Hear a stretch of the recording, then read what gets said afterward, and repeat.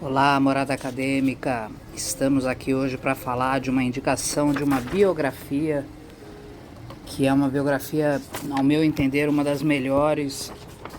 biografias sobre Freud, o Peter Gay, Freud, Uma Vida para o Nosso Tempo. Existem várias, biografias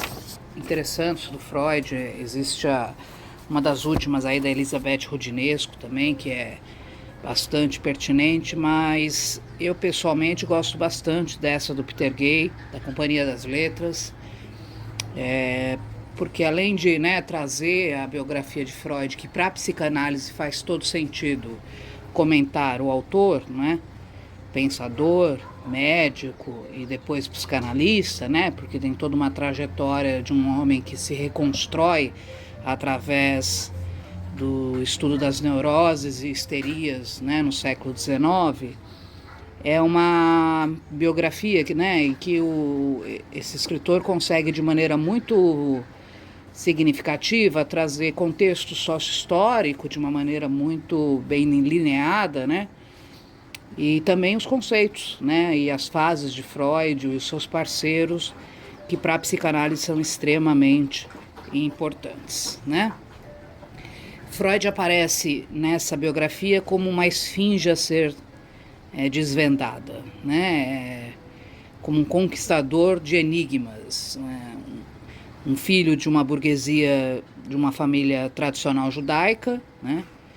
que vai ter uma história acadêmica bastante cuidada, portanto, e como diz lá o Peter Gay, um bom burguês que valorizou imensamente a sua própria privacidade,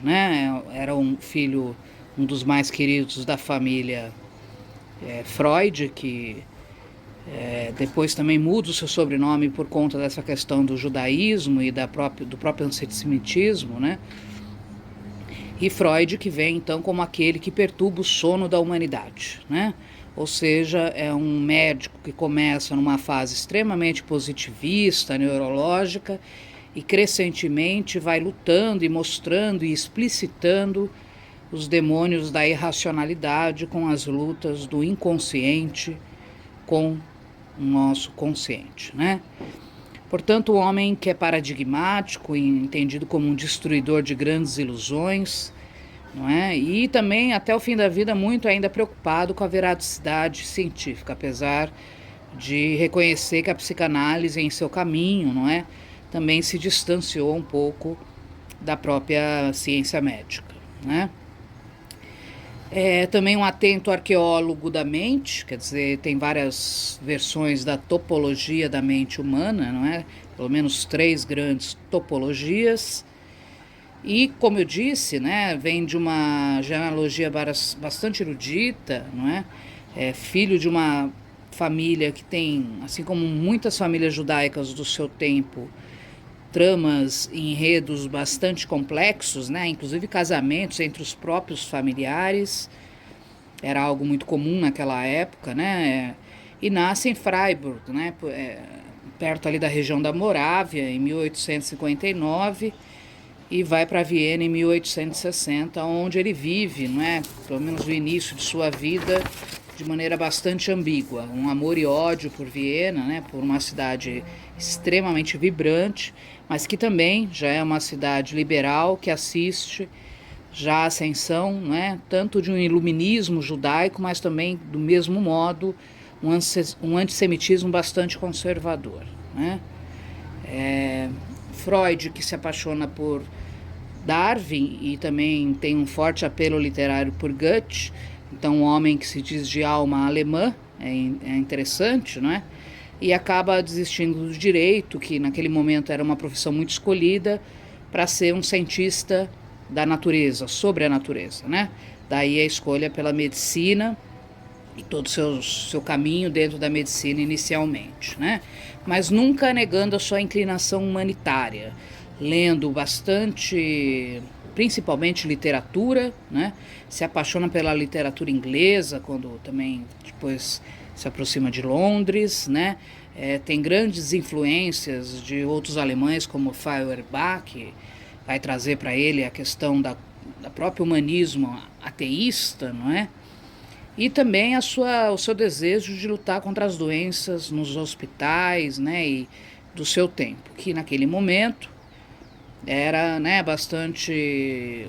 usual o aparecimento da histeria nas mulheres, principalmente, não é? Mas também uma relação ambígua com a própria filosofia, né? Assiste os cursos de Franz Brentano, um famoso intérprete de Aristóteles, né? Aliás, o próprio Russell também, né, vai assistir esses cursos. Porém, nós vamos vendo um certo distanciamento da filosofia por acreditar, não é, que de certa maneira a filosofia ela traria um tom mais especulativo, né? Uma grande aproximação por fisiologistas e anatomistas do seu tempo, como Ernst Bruck, depois a sua relação muito quase paternal com Joseph Breuer, né? Um importante médico bastante bem situado na sociedade, não é, vienense, vai ter uma relação quase de uma figura paterna mesmo com Breuer, né? Que vai o apoiar nas suas primeiras escrituras sobre a histeria, né? A aproximação com essa filosofia romântica sobre a natureza, o Goethe é um grande referencial, mas também, como eu disse, a própria medicina e a ligação dele, não é, com uma fase newtoniana, positivista, da própria ligação